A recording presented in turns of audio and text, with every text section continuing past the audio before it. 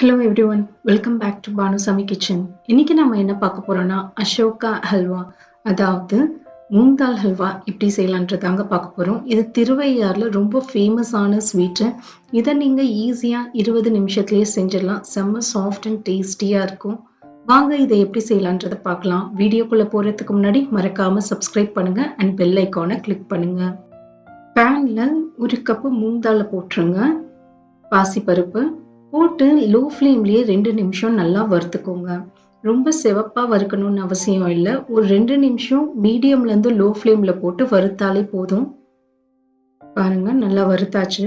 இப்போ கேஸை ஆஃப் பண்ணிட்டு இதை கழுவி குக்கர்ல டிரான்ஸ்ஃபர் பண்ணிக்கோங்க.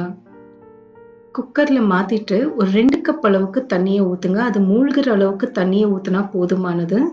குக்கர் மூடியை போட்டு லோ ஃப்ளேம்ல 2ல இருந்து 3 விசில் விட்டுருங்க. நான் 3 விசில் விட போறேன். ஒரு 3 விசில் விட்டுருங்க.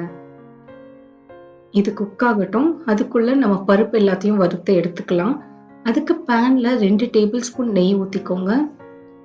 இதுல 20ல இருந்து 30 கிராம் முந்திரி பருப்பு நல்லா நறுக்கி குட்டி குட்டியா நறுக்கி சேர்த்துக்கோங்க. கொஞ்சமா பாதாம் பருப்பு, ஒரு 10 பாதாம் பருப்பு சேர்த்திருக்கேன்.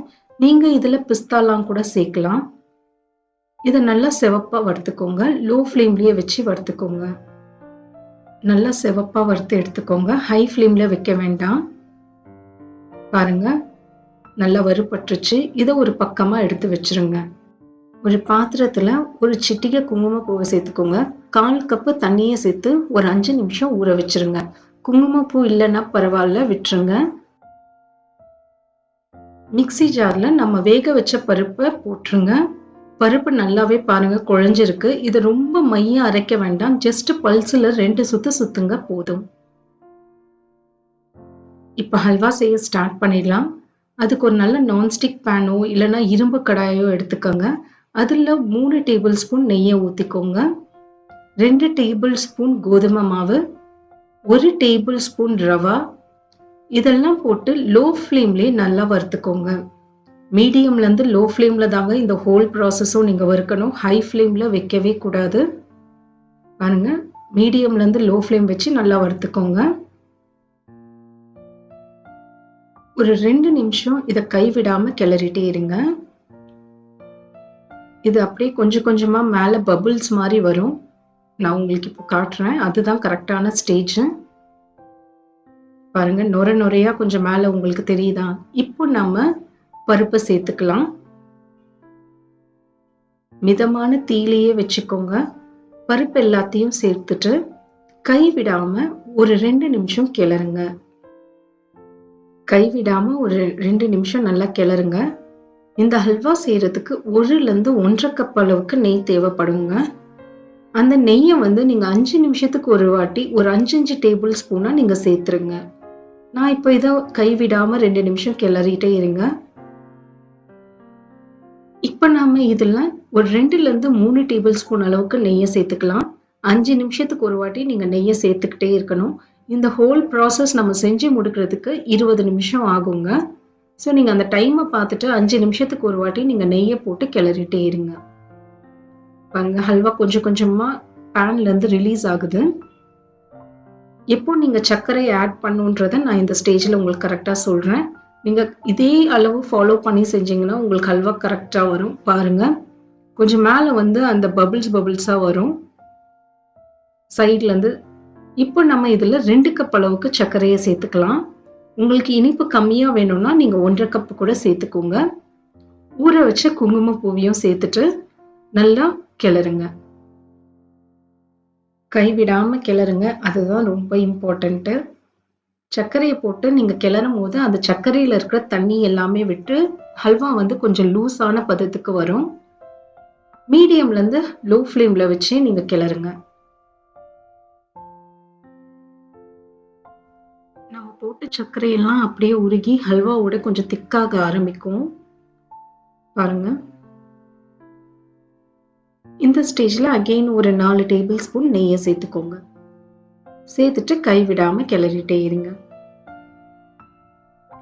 நெய் தாங்க சேர்க்கணும், எண்ணெயெல்லாம் சேர்க்கக்கூடாது. நெய் சேர்த்து செய்யும் போது செம்ம டேஸ்டா இருக்கும்.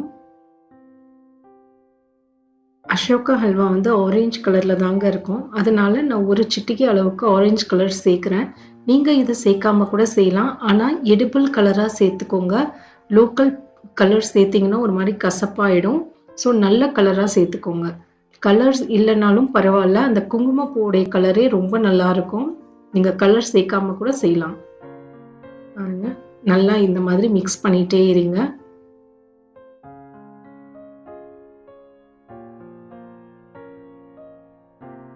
ஹல்வா நல்லா திக்காயிட்டே வருது. பாருங்க. இது கரெக்டான ஸ்டேஜ் என்னன்னா, இந்த மாரி மேல கொஞ்சம் கொதிச்சு இந்த மாரி பபிள்ஸ் வரும். இதுதான் லாஸ்ட் ஸ்டேஜ்.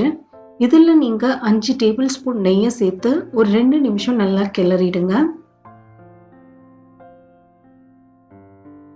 ஹல்வா அப்படியே திக்காயிட்டே வரும். பாருங்க நம்ம போட்ட நெய் எல்லாம் சைடுல கொஞ்சம் கொஞ்சமா மிதந்து வந்துட்டே இருக்கும். அதுதான் கரெக்ட் கன்சிஸ்டன்சி. பாருங்க பேன்ல இருந்து எப்படி ஒட்டாம வருது பாருங்க. இதுதான் பெர்ஃபெக்ட் கன்சிஸ்டன்சி. கடைசியா இதுல ஏலக்காய் தூள் சேர்த்துக்கோங்க. நம்ம வறுத்து வச்ச முந்திரி பருப்பு எல்லாத்தையும் சேர்த்துட்டு ஒரு நிமிஷம் கிளறிக்கோங்க. ஹல்வா ரெடி ஆயிடுச்சான்னு செக் பண்றதுக்கு 2 ஸ்டெப்பு தாங்க. ஒண்ணு நம்ம போட்ட நெய்யெல்லாம் கொஞ்சம் கொஞ்சமா சைட்ல வந்துகிட்டே இருக்கும். உங்க கடாயில இருந்து ஹல்வா ஒட்டாம வெளியில வரும். இன்னொன்னு வந்து ஒரு ஸ்பூன் எடுத்துக்கோங்க. ஸ்பூன்ல நீங்க கொஞ்சம் கொஞ்சமா இந்த மாதிரி மேல ஒட்டி ஒட்டி பாத்தீங்கன்னா ஸ்பூன் கிளியரா வரணும். ஹல்வாவை எடுத்து இப்படி போட்டீங்கன்னா அது அழகா இந்த மாதிரி விழணும். இதுதான் பெர்ஃபெக்ட் கன்சிஸ்டன்சி. நான் சொன்ன ஸ்டெப் எல்லாமே நீங்க கரெக்டா ஃபாலோ பண்ணி செஞ்சீங்கன்னா ஹல்வா இதே மாதிரி உங்களுக்கு சூப்பரா வரும். நீங்க இதை கண்டிப்பா ட்ரை பண்ணி பாருங்க. எப்படி வந்ததுன்றத எனக்கு கமெண்ட்ஸ்ல சொல்லுங்க. மறக்காம சப்ஸ்கிரைப் பண்ணுங்க அண்ட் பெல் ஐகானை கிளிக் பண்ணுங்க. தேங்க்யூ ஃபார் வாட்சிங்.